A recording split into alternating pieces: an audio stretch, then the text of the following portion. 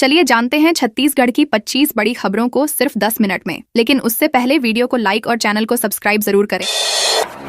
देवा ने 20 नक्सलियों के साथ किया सरेंडर। छत्तीसगढ़ का मोस्ट वांटेड नक्सली लीडर देवा बारसे ने हैदराबाद में आत्मसमर्पण कर दिया है। देवा के साथ 20 अन्य नक्सलियों ने भी हथियार डाल दिए। देवा अपने साथियों के साथ पहले तेलंगाना के मुलुगु पहुंचा था, जहां से पुलिस उसे हैदराबाद ले गई। शनिवार दोपहर पुलिस प्रेस कॉन्फ्रेंस कर पूरे मामले की जानकारी देगी। वहीं छत्तीसगढ़ में शनिवार सुबह 2 अलग अलग मुठभेड़ों में सुरक्षा बलों ने 14 नक्सलियों को मार गिराया। सुकमा में 12 और बीजापुर में 2 नक्सली ढेर हुए हैं। इलाके में सर्च ऑपरेशन जारी है।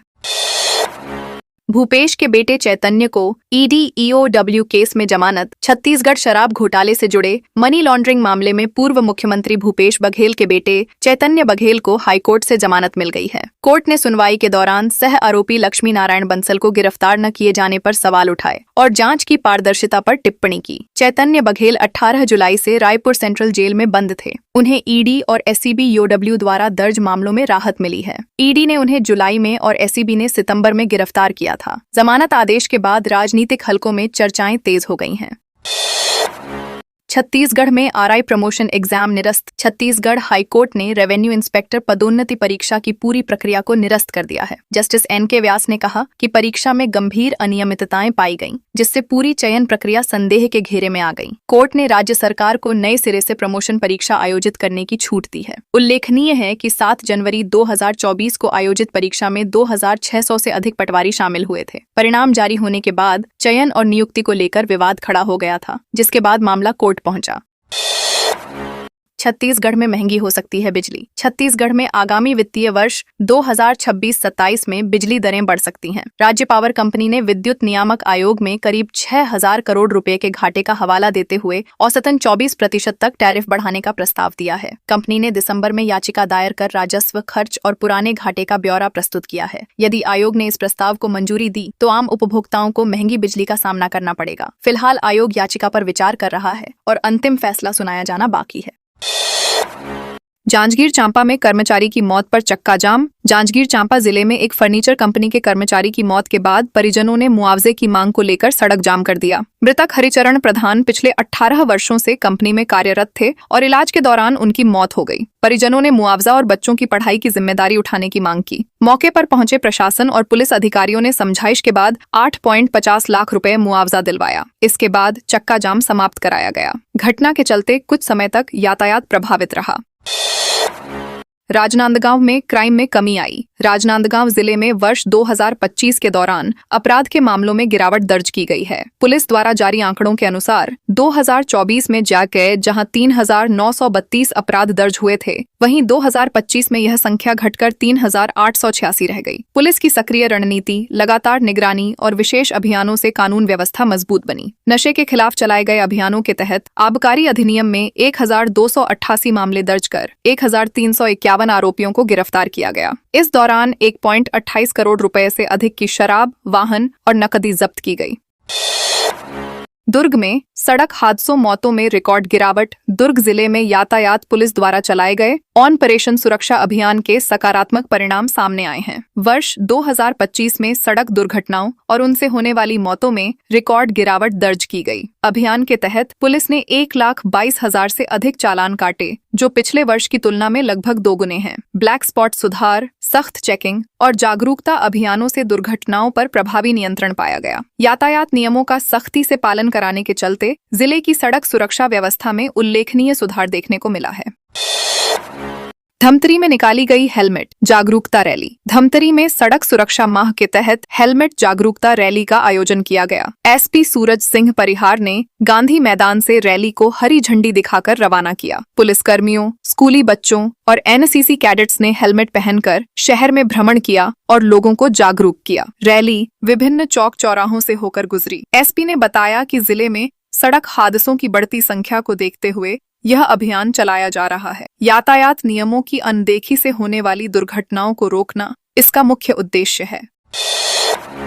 सरगुजा संभाग में अब तक 40% धान की खरीदी। सरगुजा संभाग के 5 जिलों में धान खरीदी की रफ्तार काफी धीमी। 15 नवंबर से 31 दिसंबर तक केवल 40% धान की खरीदी हो सकी है। समिति समितियों में धान का उठाव नहीं होने से भंडारण की समस्या बढ़ रही है, जिससे खरीदी प्रभावित हो सकती है। इस वर्ष किसानों को पंजीयन और टोकन से जुड़ी समस्याओं का सामना करना पड़ रहा है। कुल लक्ष्य 1,37,00,000 क्विंटल के मुकाबले अब तक 48 लाख क्विंटल धान ही खरीदा गया है। प्रशासन व्यवस्थाओं को सुधारने में जुटा है।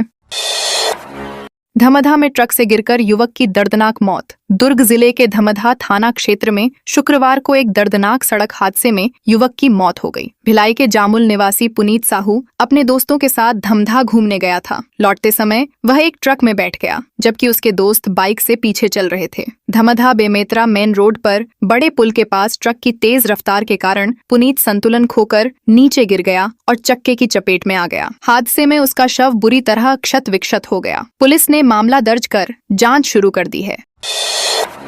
राष्ट्रपति और केंद्रीय गृह मंत्री बस्तर पंडुम में करेंगे शिरकत। बस्तर की जनजातीय संस्कृति और परंपराओं के संरक्षण के लिए आयोजित होने वाले बस्तर पंडुम की दाए के टीके बार राष्ट्रपति द्रौपदी मुर्मू और केंद्रीय गृह मंत्री अमित शाह शिरकत करेंगे। यह आयोजन 10 जनवरी से 5 फरवरी तक 3 चरणों में किया जाएगा। इससे पहले मुख्यमंत्री विष्णुदेव साय ने दंतेवाड़ा में बस्तर पंडुम का लोगो और थीम गीत लॉन्च किया। कार्यक्रम के तहत जनपद, जिला और संभाग स्तर पर सांस्कृतिक प्रस्तुतियां होंगी। इसका उद्देश्य बस्तर की लोक कला, नृत्य, संगीत और परंपराओं को राष्ट्रीय स्तर पर पहचान दिलाना है।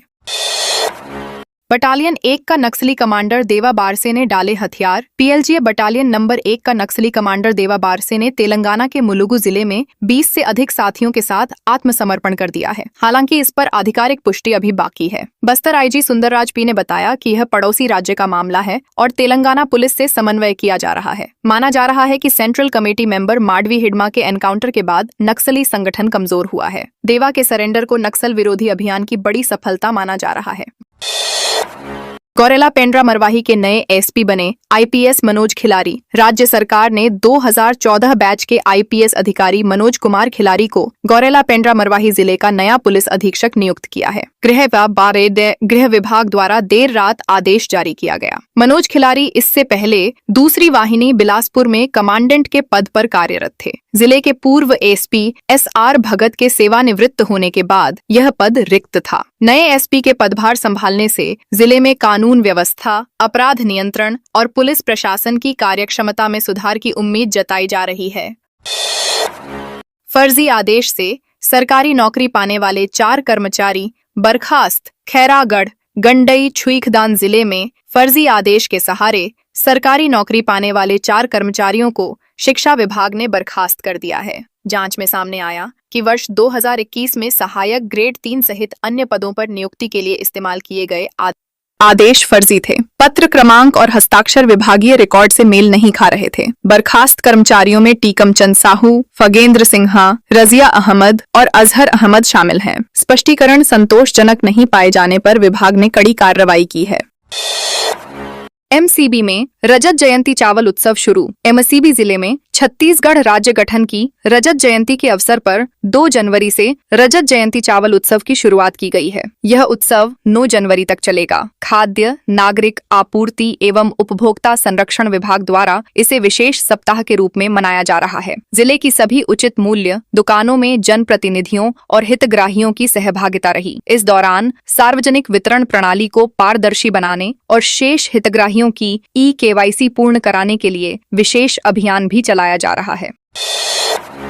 राजनांदगांव में 36वां राष्ट्रीय सड़क सुरक्षा माह शुरू। राजनांदगांव में 1 जनवरी से 36वें राष्ट्रीय सड़क सुरक्षा माह का शुभारंभ किया गया। एसपी अंकिता शर्मा ने यातायात शाखा परिसर में सड़क सुरक्षा प्रदर्शनी का उद्घाटन किया। इस अवसर पर एडिशनल एसपी मुकेश ठाकुर भी मौजूद रहे। प्रदर्शनी में सड़क सुरक्षा से जुड़े आधुनिक मॉडल, उपकरण और जागरूकता सामग्री प्रदर्शित की गई। पुलिस अधिकारियों ने लोगों को पाम्पलेट वितरित कर सुरक्षित ड्राइविंग का संदेश दिया। कार्यक्रम का उद्देश्य सड़क दुर्घटनाओं में कमी लाना और आमजन को यातायात नियमों के प्रति जागरूक करना है।